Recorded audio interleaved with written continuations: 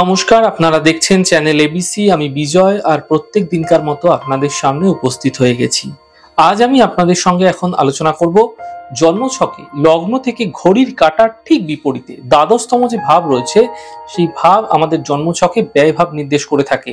এই দ্বাদশপতি জন্মছকের কোন কোন ভাবে অবস্থান করলে কি ফল লাভ আমাদের ঘটতে পারে একটি আভাস আপনাদের সঙ্গে আলোচনা করার চেষ্টা করব, আপনারা মিলিয়ে নেবেন। দেখুন, দ্বাদশপতি যে গ্রহটি রয়েছে সেই গ্রহটি যদি আপনার জন্মকুষ্ঠিতে লগ্নে অবস্থান করছে তাহলে সাংসারিক সুখ কম হতে দেখা যায়, রোগ ব্যাধি চিরজীবন লেগে থাকে, বিদ্যাহীন এবং অর্থনৈতিক ক্ষেত্রেও কিন্তু এর প্রভাব ভীষণভাবে পড়তে দেখা যায়। দ্বাদশপতি যদি দ্বিতীয় ভাবে থাকে তাহলে জাতক জাতিকা ধার্মিক হতে পারে, গুণী হতে পারে, বিষ্ণু ভক্তি পরায়ণ হতে পারে এবং নানাভাবে তার ক্ষতি কিন্তু সে নিজেই সাধিত করতে পারে এবং এর মধ্যে অপব্যয় কিন্তু ভীষণভাবে দেখা যায়।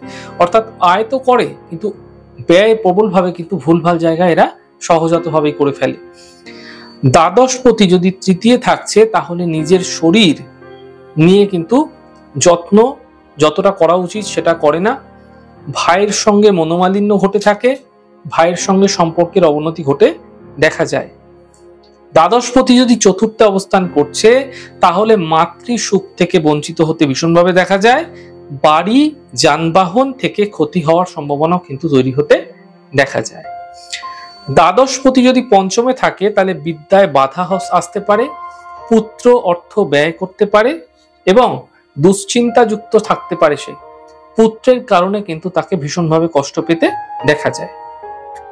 দ্বাদশপতি যদি ষষ্ঠে অবস্থান করছে কোনো জাতক জাতিকার জন্মকুষ্ঠিতে তাহলে ক্রোধী সন্তান শত্রুর মতো কিন্তু তার সাথে আচরণ করতে পারে। তার নিজের মধ্যে যেরকম ক্রোধ থাকবে তার সন্তানের সঙ্গেও কিন্তু সম্পর্ক কখনোই ভালো থাকবে না। দ্বাদশপতি যদি সপ্তম ভাবে থাকছে তাহলে সুখ লাভে কিন্তু বঞ্চিত হতে দেখা যায়, গৃহ বিবাদ কিন্তু ক্রমশ লেগেই থাকে, ব্যবসায় ঋণ কিন্তু বৃদ্ধি পেতে দেখা যায়। দ্বাদশপতি যদি অষ্টম ভাবে অবস্থান করছে এর দ্বারা কিন্তু সে গুণবান হলেও সে কিন্তু বিভিন্ন ধরনের ঝঞ্ঝাটের মধ্যে পড়বে এবং তার ক্ষেত্রে আয়ু সাধারণভাবে স্বল্পায়ু হয়ে থাকে এবং আধ্যাত্মিক ক্ষেত্রে কিন্তু এদের ইচ্ছা বা প্রকাশ গোপন ভাবে হলেও পেতে দেখা যায়।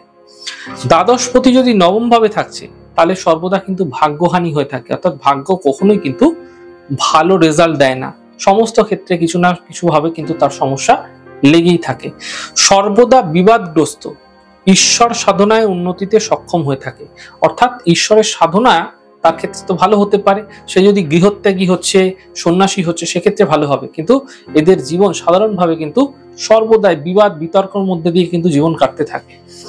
দ্বাদশপতি যদি দশমে অবস্থান করছে তাহলে সন্তান বিষয়ে সুখী হয় না, সন্তানকে নিয়ে ঝঞ্ঝাট পোহাতে হয়, রত্ন ব্যবসায় কিছুটা লাভ তো হতে দেখা যায়, তবে মাঝে মাঝে কিন্তু সকল কাজ একটা পণ্ড হতে দেখা যায়, একদম সামনাসামনি গিয়েও কিন্তু সকল কাজ কিন্তু উল্টোপাল্টা হয়ে যেতে দেখা যায়।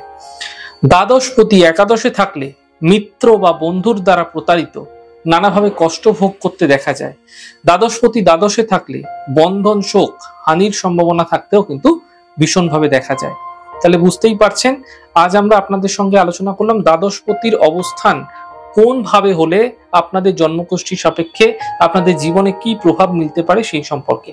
আমাদের এই ছোট্ট ছোট্ট আলোচনাগুলি যদি আপনাদের ভালো লেগে থাকে সেক্ষেত্রে লাইক করতে, কমেন্ট করতে, সাবস্ক্রাইব এবং শেয়ার করতে বন্ধুদের সঙ্গে ভুলবেন না।